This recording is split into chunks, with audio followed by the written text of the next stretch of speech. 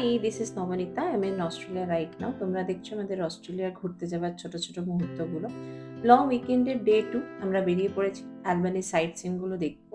প্রথমেই যাবো the gap, which is a natural bridge. এই ব্রিজটার একটা পৌরাণিক গল্পও আছে যে ওয়ান্স আপন এ টাইম এখানকার দুই ভাই দে আর ফাইট ওভার আ ওম্যান, তাদেরকে মালিশ করার জন্য দুজনকে দূর থেকে রাখা হয়। এত হাওয়া, আমি অডিওটা এই কারণেই তোমাদের জন্য মিউট করলাম না যাতে তোমরা ঠান্ডাটা একটু হলেও বুঝতে পারো। লিটারেলি মাথায় ক্যাপ রাখা যাচ্ছিল না, এত হাওয়া দিচ্ছিল যে আমরা সোজা হয়ে পর্যন্ত হাঁটতে পারছিলাম না। সিনিক বিউটি এত অপূর্ব এখানকার, আর যেদিনকে রোদ ওঠে জলের কালারটা পুরো চেঞ্জ হয়ে যায়, কখনো ডিপ ব্লু, কখনো টার্কুয়েশ গ্রিন। সো ফাইনালি আমরা যে জায়গাটায় পৌঁছালাম সেটা বেসিক্যালি একটা পাথরের খাল, যেখানে সমুদ্রের জলটা আটকে যাচ্ছে আর তার ওয়েভটা প্রায় ৫ তলা বাড়ির সমান হয়ে যাচ্ছে। প্রকৃতির এমন সব ন্যাচারাল জিনিস, সত্যি কথা বলছি, চোখ দিয়ে না দেখলে বোঝা যায় না, সামনে থেকে না দেখলে বোঝা যায় না। You can't capture through any lens.